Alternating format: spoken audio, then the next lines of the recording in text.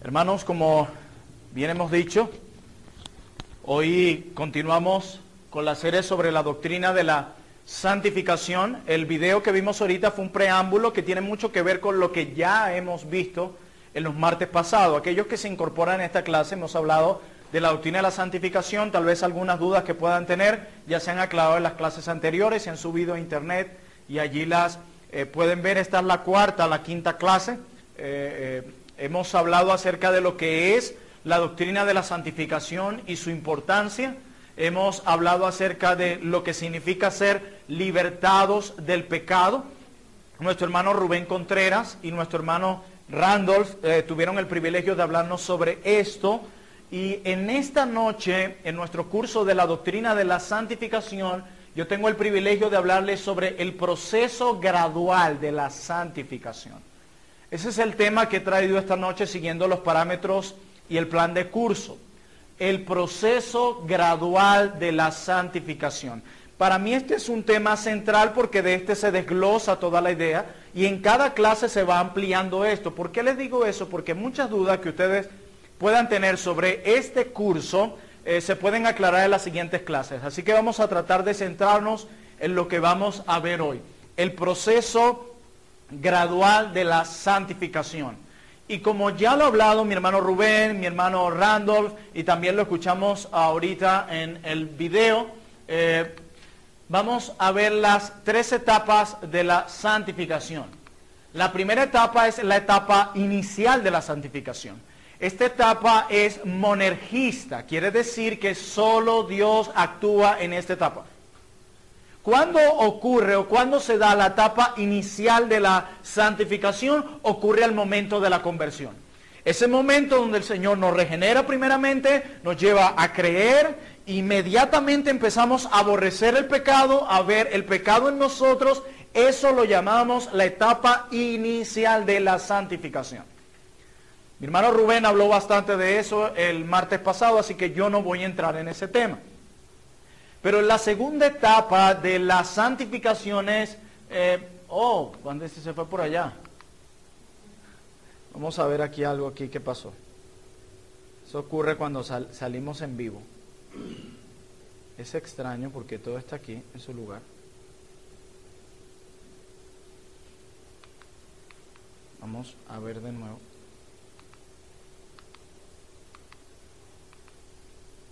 Eso que vieron pasar por allí, ¿lo vieron? Eso lo que dice allí es la etapa progresiva de la santificación, la segunda etapa. Que es, tenemos en la etapa progresiva de la santificación al creyente lidiando con el pecado remanente. Tenemos allí al creyente lidiando con el pecado remanente. Y luego en la tercera etapa de la santificación está la etapa final. Es cuando venga la resurrección de entre los muertos, que es lo que conocemos como el estado de glorificación, donde ya no habrá pecado. ¿En cuál de estas tres etapas nos encontramos? En la progresiva. Progresiva, exactamente. Estamos en la etapa en donde estamos luchando con nuestro pecado remanente. El verdadero cristiano ya ha pasado por la etapa inicial, que ocurre al momento de la conversión y es monergista. Quiere decir que solo Dios actúa. Nosotros no tenemos ninguna participación allí, es una obra exclusiva de Dios. Pero cuando entramos a la etapa progresiva, donde estamos luchando con nuestro pecado remanente, esa etapa es sinergista. Allí Dios obra y nosotros tenemos una responsabilidad. Esa es la etapa en la que nos encontramos. Y por último, la etapa final, que es la etapa de la glorificación, donde ya no habrá pecado, donde ya no habrá lucha y donde habrá una perfecta adoración a Dios. No hemos llegado ninguno de nosotros a esa etapa, la cual se dará en el momento de la resurrección de los muertos. Amén. Este es el bosquejo de nuestra clase de hoy. Vamos a ver 3 puntos en esta noche acerca del proceso gradual de la santificación. Vamos a ver en primer lugar la base bíblica. Nosotros necesitamos probar si realmente la santificación es un proceso o realmente debemos creer en una especie de perfeccionismo donde el creyente no peca ni falla al Señor en su palabra. En segundo lugar, yo quiero ver las razones de este proceso. ¿Por qué razón la santificación no puede ser inmediata y estar en esta tierra en un estado de glorificación, y por qué tiene que ser un proceso? Y en tercer y último lugar vamos a ver la meta del proceso de santificación. ¿Cuál es la meta de este proceso? Nosotros pudiéramos vernos en esta lucha con el pecado y preguntarnos, pero ¿hacia dónde quiere llegar el Señor? Yo una vez he usado este ejemplo varias veces. Imagínense usted saliendo de la iglesia y ve un hombre con una pala y un pico cavando un hoyo de unos 10 metros de profundidad, y usted solo puede pensar en dos cosas. O ese hombre está loco de remate, o está haciendo eso con un propósito. Bueno, cuando miremos el proceso de santificación, Dios no hace nada arbitrariamente ni caprichosamente. Dios tiene un propósito, y este propósito es santo y perfecto. Y eso lo vamos a ver en nuestro tercer encabezado. Base bíblica, las razones de este proceso y la meta de este proceso. ¿Están aquí? Amén. Muy bien. Entonces vamos a ver el primer punto, la base bíblica para el proceso gradual de la santificación. Nuestro primer texto se encuentra en Hebreos capítulo 2, versículo 10 al 11. Y yo sé que cuando se encuentra un texto en la pantalla, podemos ser tentados a seguir al texto o que nuestros ojos se vayan a otro lado. Tratemos de tener nuestra mente aquí. Amén. Dice el texto en Hebreos 2, versículos 10 al 11. Porque convenía a aquel por cuya causa son todas las cosas, hablando de Cristo, y por quien todas las cosas subsisten, que habiendo de llevar muchos hijos a la gloria, perfeccionase por aflicciones al autor de la salvación de ellos. Y dice el 11, porque el que santifica y los que son santificados, de uno son todos, por lo cual no se avergüenza de llamarlos hermanos. Y es importante notar que el verbo de la palabra y los que son santificados está en presente continuo. Quiere decir, los que están siendo santificados. O sea que la Biblia no nos habla de una especie de perfeccionismo para nada. La Biblia no nos miente en ese sentido. La palabra de Dios es clara al decirnos que tú y yo estamos en un proceso. La palabra de Dios no nos dice, hey Nicolás, hey Rubén, hey Plinio, ya ustedes son perfectos. Ustedes no necesitan ningún cambio. Ustedes no necesitan ninguna mejora. Ustedes ya son perfectos. No, la Biblia no nos engaña. La Biblia nos dice, porque el que santifica, ¿quién es el que santifica? Dios. Dice, y los que son santificados. Que según nuestro verbo, como les dije, la idea es los que están siendo santificados. ¿Qué significa santificación? Lo vimos en una clase. Apartados para Dios se usaba comúnmente cuando se tomaba algún elemento que se apartaba del uso común para un uso santo. Esa fue una de varias definiciones que dimos. Veamos otro texto que nos habla, o otra base bíblica, donde tú y yo podemos probar el proceso de la santificación en el cual nos encontramos. Y este texto se encuentra en Romanos capítulo 6, versículo 22. Romanos 6, verso 22. Miren lo que dice Pablo. Mas ahora, presente, ¿verdad? Que habéis sido libertados del pecado. Eso ya lo hizo el Señor. El pecado no es nuestro rey. Y hechos siervos de Dios, tenéis por vuestro fruto la santificación y como fin la vida eterna. Es como si estuviera allí la santificación inicial y la santificación progresiva. Mas ahora que habéis sido ya libertados, no dice que todavía seguimos siendo esclavos del pecado, ¿verdad que no? No dice, porque en el futuro yo te libertaré, hijo mío. No.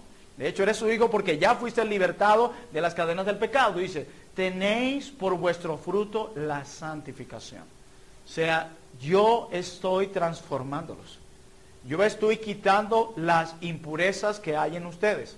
O sea que el cristianismo no es sinónimo de perfeccionismo. Siguiente texto en segunda carta a los Corintios, capítulo 7, versículo 1. Segunda carta de Pablo a los Corintios, capítulo 7, versículo 1. Recuerden que estamos buscando las bases bíblicas para probar el proceso de la santificación.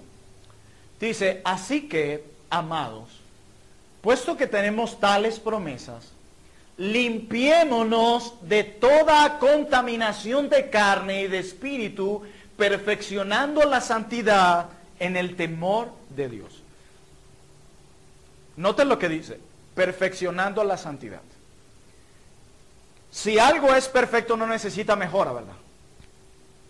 Si algo es perfecto es porque es completo, no tiene ninguna necesidad de nada, de cambio, de corrección, de agregar o de quitar, porque es perfecto. Pero el texto dice, perfeccionando la santidad, la cual no es perfecta. Necesita llegar a esa mejora, a esa perfección. Por lo tanto, estos textos nos recuerdan que tú y yo estamos en un proceso. En un proceso. Tú y yo no hemos llegado a la etapa final, a la perfección. Eso será solo en el cielo. Siguiente base bíblica. Vamos a más adelante a la segunda carta de Pablo a los Corintios, el capítulo 3, versículo 18. Y veamos cómo la Biblia nos sigue mostrando que la santificación es un proceso. No se me vayan, dejen sus mentes aquí.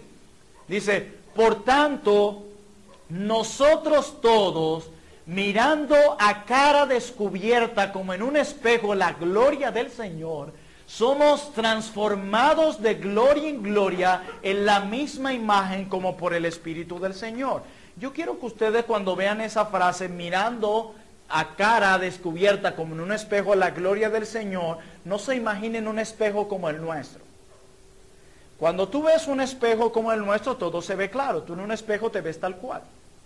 Este está hablando de un tipo de espejo de la época que se hacía en bronce fundido, que cuando tú te mirabas allí, la imagen era distorsionada. La imagen era distorsionada. O sea que este Pablo aquí no está hablando de un espejo como el nuestro, sino un espejo donde tú te veías y la imagen era distorsionada. Por eso ahora miren la idea. Por tanto, nosotros todos, mirando a cara descubierta como en un espejo la gloria del Señor distorsionada, somos transformados, no que hemos sido, ¿verdad? Somos transformados, estamos siendo transformados de gloria en gloria, o sea, de una gloria a otra mayor gloria, a otra mayor gloria y a otra mayor gloria. Dice, de gloria en gloria en la misma imagen, como por el Espíritu del Señor. No dice que ya fuimos transformados, dice que somos transformados. La idea es, estamos siendo transformados. Mi hermano, mi hermana que estás aquí, tú estás siendo transformada por el Señor. Tú estás siendo transformado por el Señor. Si realmente has sido justificado. Dice Romanos capítulo 12, este es un texto que tú y yo conocemos muy bien. Romanos 12, versículo 1 al 2, y seguimos buscando base bíblica para probar el proceso de la santificación. Y dice Pablo de nuevo, así que, hermanos, os ruego por las misericordias de Dios que presentéis vuestros cuerpos en sacrificio vivo, santo, agradable a Dios. Mira a quién lo ofrecemos. A Dios, que es vuestro culto racional. Y mira ahora lo que añade Pablo. No os conforméis a este siglo, sino que por medio de la renovación de vuestro entendimiento, para que puedas comprobar cuál es la voluntad de Dios agradable y perfecta. Dice, sino transformados. No dice que ya ha sido transformada. Para sacar de nuestra mente esa especie de que el cristianismo es sinónimo de perfeccionismo. Dice que transformados. Transformados en esa imagen. Segunda carta a los Corintios, capítulo 4. Segunda carta de Pablo a los Corintios, capítulo 4, versículos 16 al 17. Mire lo que dice, por tanto, no desmayamos, dice Pablo. Antes, o sea, en lugar de desmayar, dice, aunque nuestro hombre exterior se va, ¿qué? Desgastando el interior. No obstante, ¿qué pasa con él? Se renueva ¿cuándo? Una vez y para siempre. De día en día. Nos recuerda que estamos en un proceso donde estamos siendo tallados a la imagen de Cristo. Dice, porque esta leve tribulación, mira cómo Pablo, realmente la fe hizo ver esa tribulación de esa manera. Dice, esta leve tribulación momentánea produce en nosotros un cada vez más excelente y eterno peso de gloria. Dice que este hombre interior, hablando del ser del hombre, se renueva de día en día. ¿Perfeccionismo o proceso? Proceso. Donde Dios está haciendo una obra en ti y en mí. Somos como el trozo de barro que está en las manos del alfarero, y ese alfarero es Dios. Y el darle forma a esa pieza ideal va a doler, y en momentos, no sé si ustedes han visto este tipo de trabajos, el mismo alfarero toma trozos que no sirven, los quita, y eso es lo que Dios está haciendo. Hay trozos en tu vida, en tu corazón, que no le agradan a Dios, y Él se encargará de quitarlos. ¿Cuándo? En el proceso de la santificación. Allí. Ya hemos visto la base bíblica. Yo quiero decirles que podemos citar muchos más pasajes de la Escritura. La Escritura en repetidos momentos nos habla de que el proceso de santificación es eso, un proceso. Ahora quiero que veamos las razones de este proceso.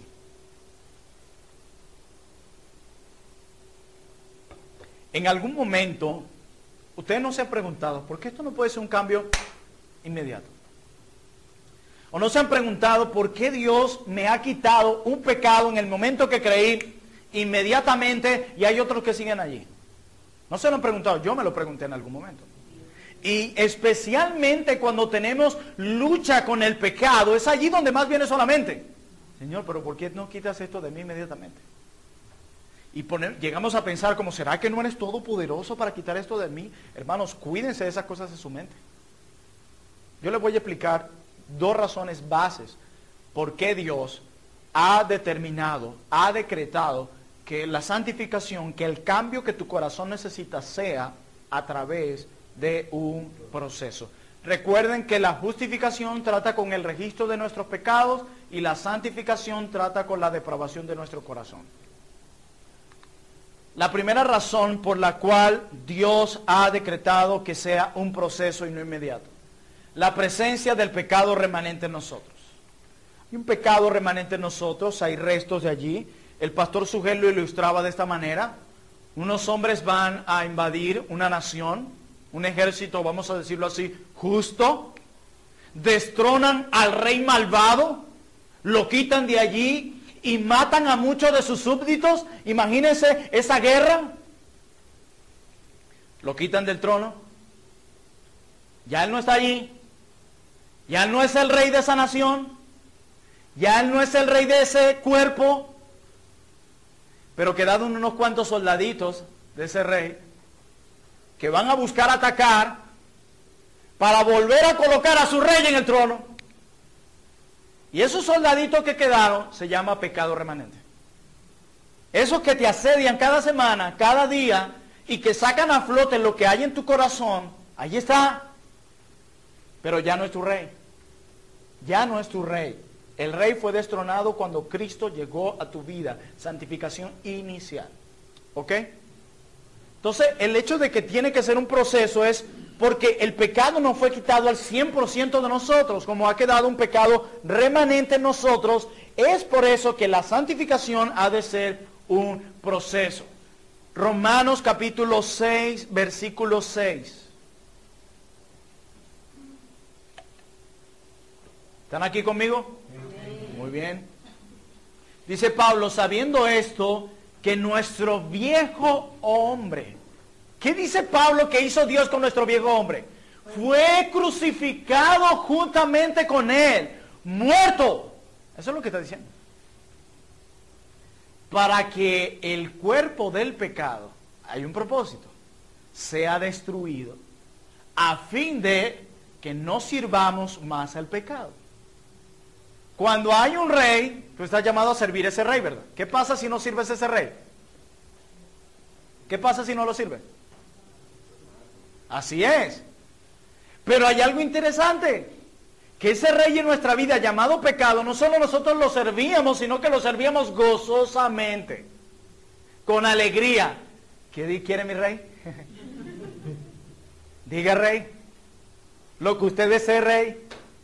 Todo. O sea, no nos imaginemos la idea de que sirvamos a ese rey, servíamos a ese rey llamado pecado como a regañadientes. No, lo servíamos gozosamente.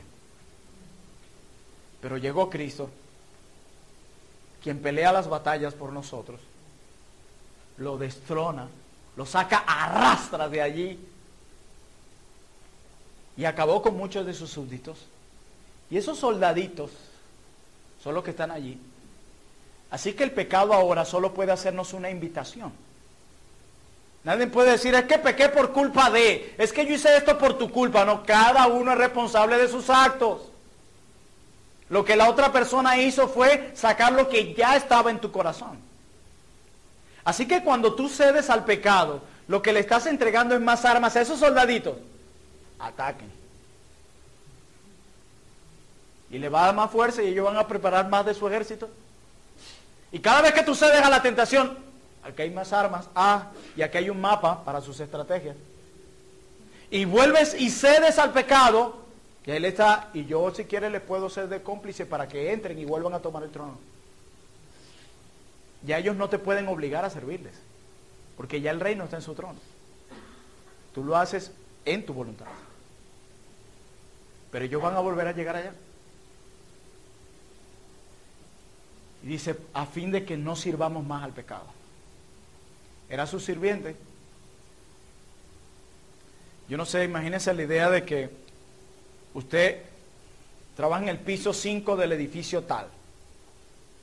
Y usted trabajó para un jefe en el que usted le trabajó gozosamente y luego viene una persona y te hace ver que ese jefe te estaba explotando, estaba acabando contigo y se estaba aprovechando de ti. Inmediatamente tú renuncias y empiezas a trabajar para otro jefe mayor que te brinda más beneficios, cariño, y tú también le sirves gozosamente, está en el mismo piso y un día saliendo a las 5 de la tarde te topas con tu ex jefe.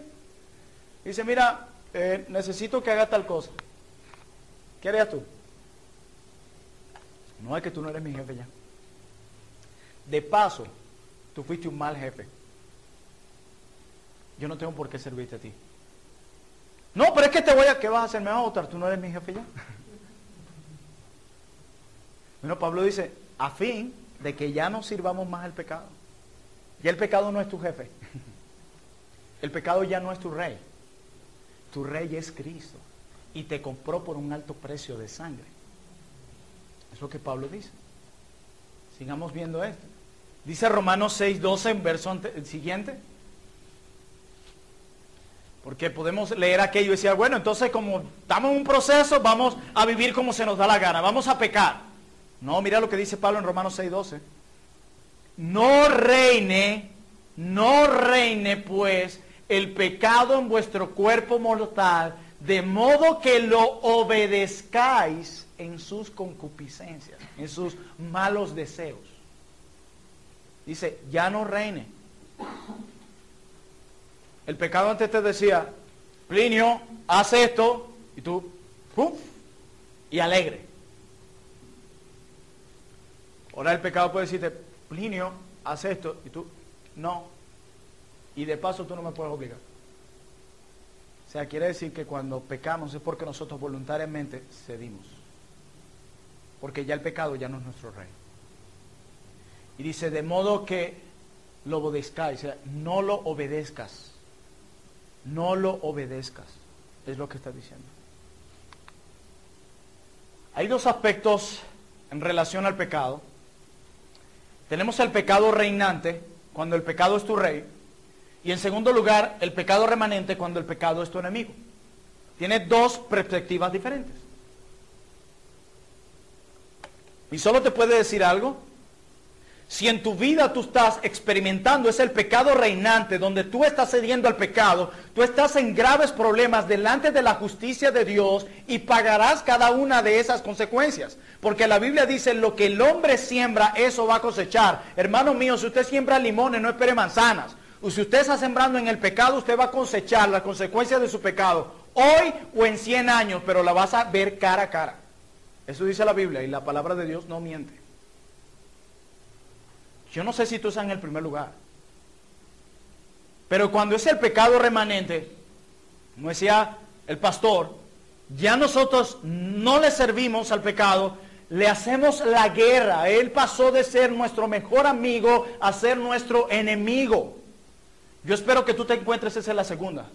Que estés acribillando y matando tu pecado. Porque si estás en la primera, hoy puedes estar vivo y mañana te puedes morir del corazón y abrirás los ojos en el infierno y no viendo al Señor.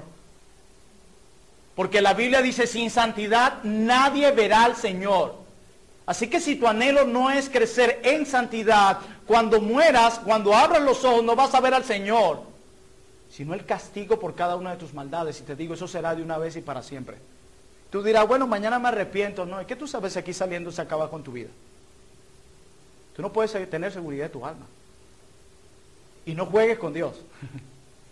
Porque tendemos a creer que podemos jugar con Dios.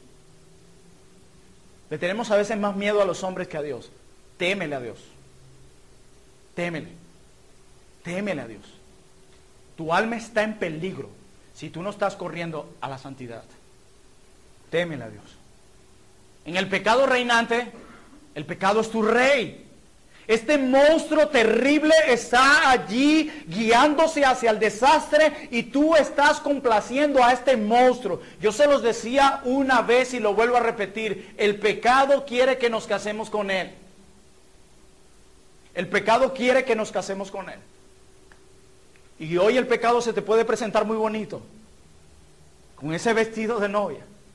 Y tú caminas al altar, el pecado quiere que te cases con él y tú vas allí a casarte con el pecado. En lugar de poner freno a lo que estás haciendo, tú estás proveyendo para los deseos de la carne.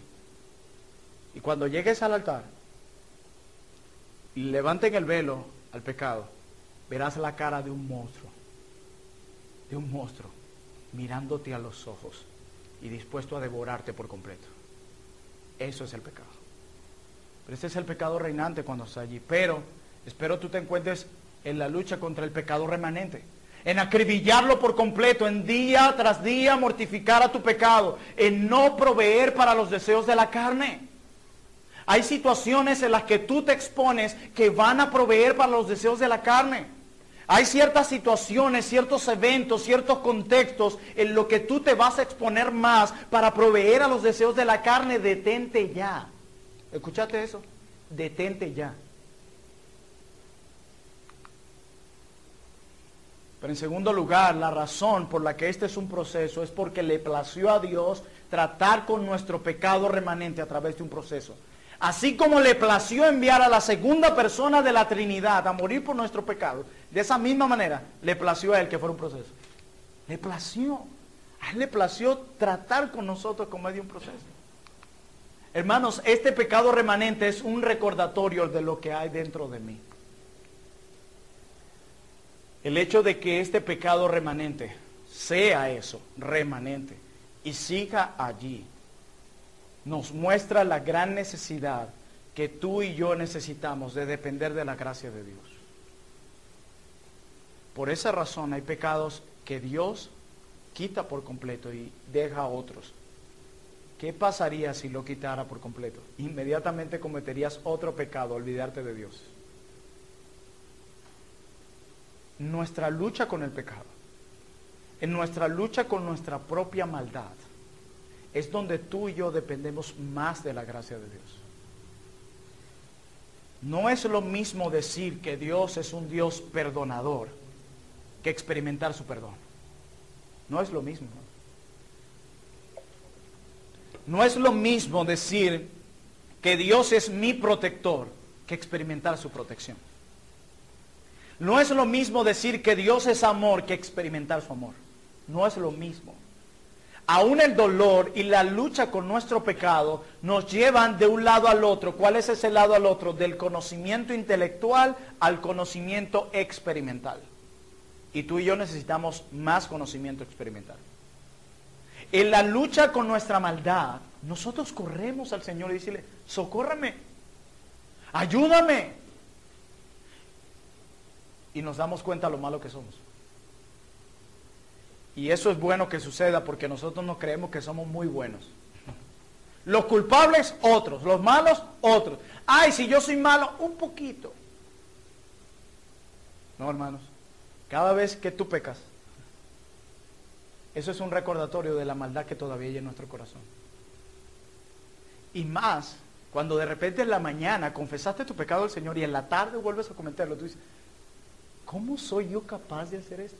Es un recordatorio de lo malo que somos. Y al vernos lo malo que somos, miraremos lo bueno que es Él.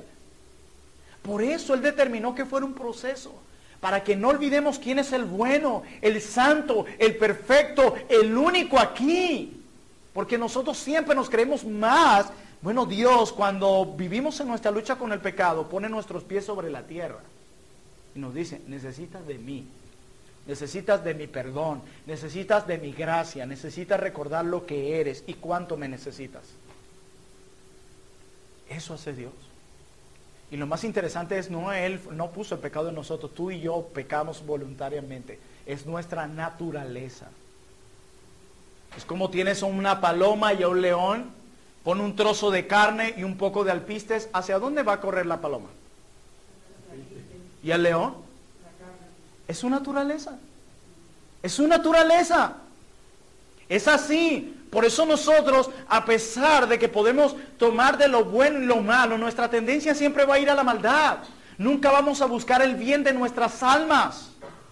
Estamos cautivos al pecado a menos que Cristo llegue a nuestras vidas y rompa esas cadenas.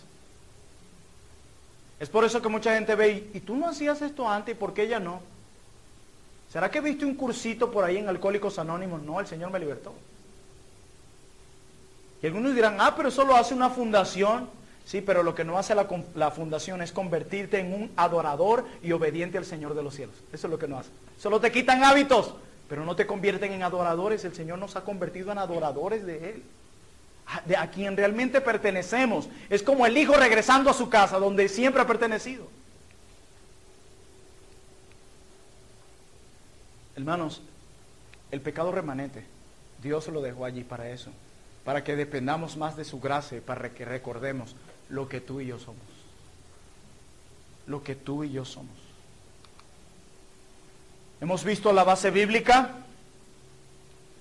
hemos visto las razones de este proceso, no la olviden, esto les ayudará a mirar sus luchas desde otra perspectiva, Pero en tercer y último lugar, veamos la meta de este proceso. ¿Cuál es el propósito de Dios, hermanos? Al santificarnos. ¿Cuál es el propósito de Dios al pasarnos por este proceso? ¿Cuál es el propósito de Dios al darnos lo que se llama medios de gracia? Nómbreme un medio de gracia. La oración, la lectura de la palabra, está el ayuno, el servicio, muchos aspectos, amén, amén. Exponernos a la predicación, la comunión entre los hermanos, son medios de gracia. Pero yo quiero que ustedes no vean esto como un fin. A veces creemos que el fin es leer la Biblia, el fin es orar, el fin es ayunar. Esos son medios para lograr un fin. ¿Cuál fin? Glorificar a Dios y crecer a su imagen. Ese es el fin. Tú no lees la Biblia porque en sí ese es el fin. No, ese es el medio para lograr un fin. Por eso se llama medios de gracia. Por eso se llaman así. Entonces veamos la meta de este proceso. Estas son las dos metas del proceso de la santificación. Ténganla presente siempre en sus luchas. 1. La eliminación total de todo tipo de corrupción en nosotros. Esa es la primera meta a la cual se dirige este proceso. Dios, cuando nos está santificando, su meta es eliminar la corrupción que todavía hay en nosotros. Eliminar la corrupción que todavía hay en nosotros. Por eso debemos exponernos a diarios a la lectura de la Biblia, a la comunión entre hermanos, a la oración, al ayuno, al arrepentimiento, a la fe, constantemente. Son medios que Dios usa para quitar la corrupción que hay en nosotros. Pero la segunda meta del proceso gradual de la santificación es nuestra total y absoluta transformación a la imagen de Cristo. Nuestra total y absoluta transformación a la imagen de Cristo. A veces decimos esto y tal vez algunos lo saben, otros tal vez no lo han visto de esa manera, pero cuando hablamos de que somos transformados a la imagen de Cristo, muchos nos imaginamos esas películas de Hollywood, que realmente el Señor está buscando darnos un cabello largo, muy lacio, muy bonito, unos ojos azules como presentan a Jesús en algunos momentos, con una bata, así una túnica, y ay, qué humildes, qué sencillos. No, no, no. Cuando la Biblia dice que nos está conformando a la imagen de Cristo, se refiere a su carácter, a su compasión, a su bondad, a su amor, a su servicio, a su obediencia, etc. ¿Tú sabes cuándo obediente era Cristo? La Biblia dice que Él obedeció en todo. Quiere decir que cuando la Biblia nos está haciendo parecidos a Cristo, está tratando de hacernos obedientes de todo, pero eso lo voy a desglosar más adelante. Entonces, vamos a ver primera de Juan, capítulo 1. Primera carta del apóstol Juan. Capítulo 1, vamos a leer específicamente los versos 6 al 10. Y Juan aquí trata con dos públicos. Ya lo primero que dice Juan. Si decimos que tenemos comunión con Él, o sea, con Cristo, con Dios, y andamos en tinieblas, mentimos y no practicamos la verdad. Juan está diciendo, si tú dices, yo creo en Dios, yo amo a Dios, pero tú sigues en tu pecado, entonces eres un mentiroso. Por eso no se trata de lo que decimos, sino dejemos que nuestros hechos hablen. Dice el 7, pero si andamos en luz, como Él está en luz, tenemos comunión unos con otros y la sangre de Jesucristo, su Hijo, nos limpia de todo pecado. Si decimos que no tenemos pecado, nos engañamos a nosotros mismos y la verdad no está en nosotros. Juan está diciendo esto. Los que dicen que son verdaderos hijos de Dios, pero viven en tinieblas, son mentirosos. Pero los que también dicen que son hijos de Dios, pero que nunca pecan, otro mentiroso más. Es lo que Juan está diciendo acá. Así que no podemos irnos ni a un extremo ni al otro. Como dicen coloquialmente, ni tan calvo ni con dos pelucas. Pero Juan sigue diciendo ahí en su primera carta, capítulo 1, versículos más adelante dentro del mismo capítulo que acabamos de leer, él dice, si confesamos nuestros pecados, Él, hablando de Jesús, Él es fiel y justo para perdonar nuestros pecados y limpiarnos de toda maldad. Y noten lo que dice. O sea, la acción parte de lo que Él es. Él es fiel y justo. O sea, el perdón que recibes de Dios no parte de ti. A veces decimos, no creo que Dios me vaya a perdonar de esto. O sea, tú clasificas el perdón de Dios por lo que tú eres y no por lo que Él es. Y la Biblia dice que recibimos el perdón no por lo que nosotros somos o por lo que pensemos de nosotros mismos, sino por lo que Él es. Fíjense que todo parte de la esencia de Dios. Dice, tú vas a recibir perdón porque Él es fiel y justo. Para perdonar. Y me encanta esto, santificarnos y limpiarnos, no de algunas cositas, de toda maldad. Por eso cuando lleguemos a la etapa final no hablar ni un rastico de ninguna maldad. Limpiarnos de toda maldad. Y dice Juan, si decimos que no hemos pecado, le hacemos a Él mentiroso y su palabra no está en nosotros. Juan nos está diciendo, mira, ni te vayas al extremo de como es un proceso, puedo pecar y hacer lo que me dé la gana. Algunos ven el pecado con ligereza y yo te diría, hermano, hermana, no veas el pecado con ligereza porque por un pecado hay gente en el infierno y por tu pecado y por mi pecado, la segunda persona de la Trinidad fue asesinada y colgada en una cruz. Así que no juegue con el pecado. Y dice Juan, no abuses, pero a los que se creen muy santurrones, Juan les dice, hey, si decimos que no hemos pecado, le hacemos a Él mentiroso y la palabra de Él no mora en nosotros. Recuerden que el primer propósito, la meta de la santificación es que quitar toda la corrupción que hay en nosotros. Dice 1 de Juan capítulo 2 versículo 1, hijitos míos, estas cosas os escribo ¿para qué? Para que no pequéis. ¿Se recuerdan la meta, la primera meta de la santificación? Quitar la corrupción en nosotros. Y si alguno hubiere pecado, porque Juan dice que el que dice que no ha pecado es mentiroso. Pero Juan da la solución. Y si alguno hubiere pecado, abogado tenemos para con el Padre. ¿A quién? A Jesucristo. Y mira lo que nos dice, el justo. El justo. Por eso era que Martín Lutero decía, hablando de la doctrina de la justificación, donde Dios, por los méritos de Cristo, por su justicia, nos declara justo. Lutero decía, el cristiano es justo y pecador al mismo tiempo. Eso somos delante de Dios. Así que dice, no pequen, pero si llegan a pecar, vayan a Él. En Él hay perdón, dice.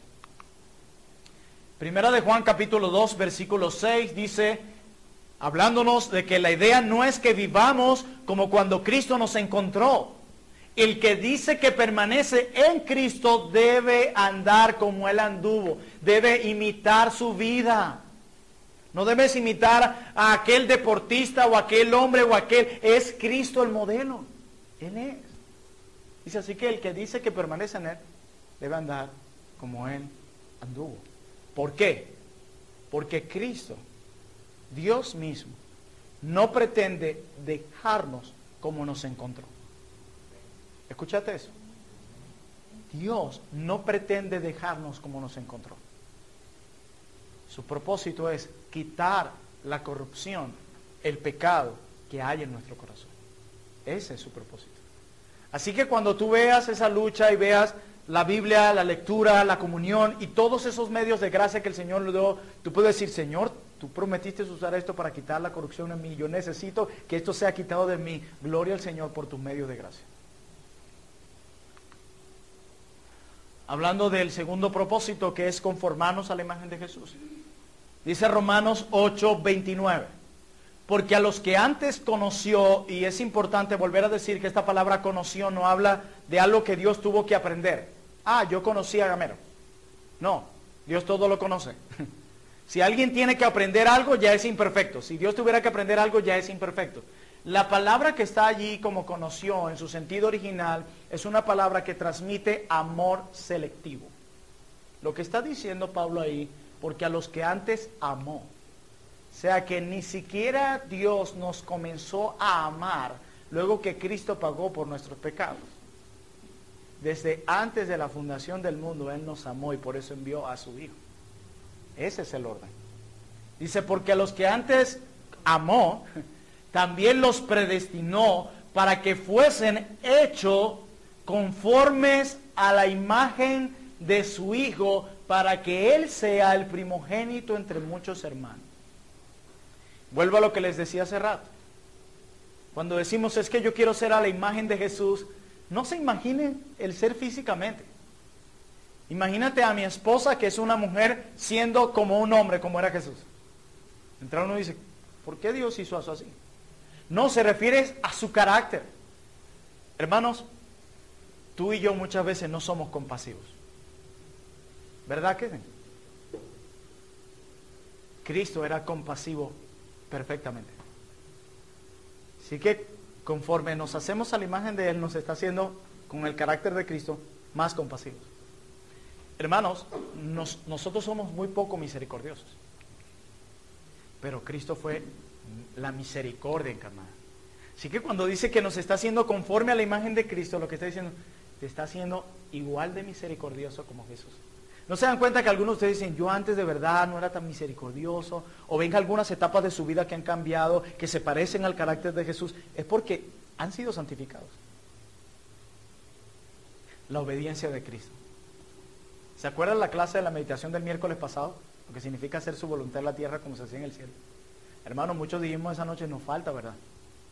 Pero Cristo lo cumplió eso a la perfección.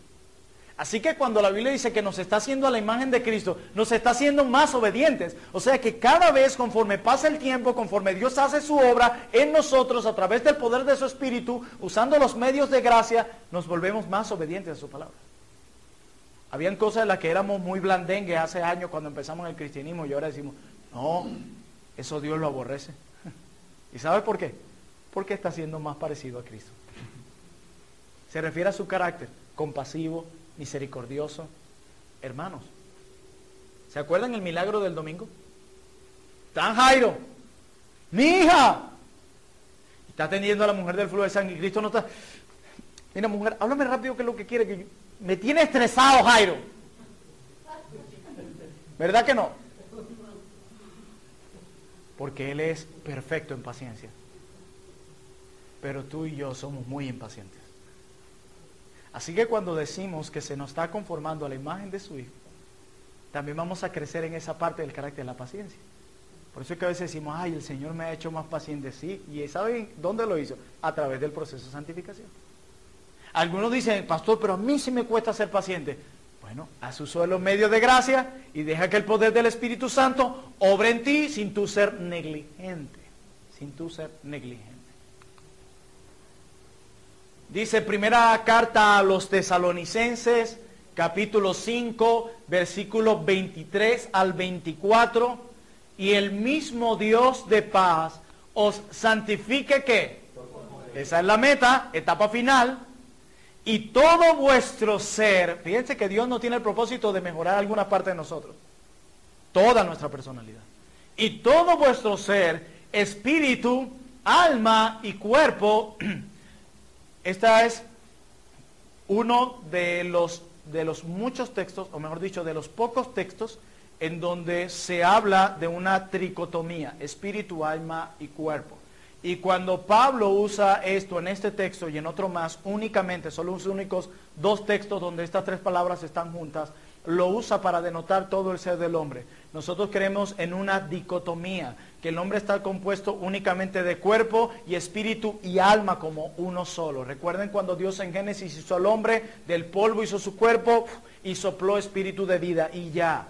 Eso es lo que vemos en la Biblia. Así que lo que Pablo está diciendo, que todo vuestro ser, y redunda acá, espíritu, alma y cuerpo, sea guardado irreprensible para la venida de nuestro Señor Jesucristo. ¿Por qué lo digo? Porque Pablo, si es todo vuestro ser, ¿y esto? ¿Esto no es parte de mi ser, Pablo? Pablo lo que está diciendo, y todo vuestro ser, espíritu, alma y cuerpo, sea guardado irreprensible para la venida del Señor Jesucristo. Fiel es el que os llama, el cual también lo hará. Él es fiel, Él lo hará. Él completará eso. Pero es esta meta. Y usted dirá, pastor, pero eso es en el cielo, eso no es aquí. Miren, la Biblia dice acerca de los esposos que debemos tener una meta. ¿Cuál es la meta de los esposos? Por ahí va la cosa. ¿Cuál es la meta de los esposos? Por ahí va la cosa. Amén. Esas se derivan todas estas, no está mal. Pero ese es el énfasis. Y a pesar de eso, de que la meta es amar a nuestra esposa como Cristo a la iglesia, y tú ves como Cristo amó a la iglesia, tú dices, yo no sé, ¿quién de ustedes esposos ha amado a la perfección a su esposa como Cristo a la iglesia? Si alguno levante la mano, si uno levanta la mano, le voy a pedir que me regale 30 minutos con su esposa a ver si es cierto. Estoy seguro que no. Pero el hecho de que no hayamos cumplido esa meta hasta ahora, ¿quiere decir que nos vamos a cruzar de brazos y no hacer nada? No. Cada mañana debemos levantarnos. Hoy de nuevo debo amar a mi esposa como Cristo a la iglesia.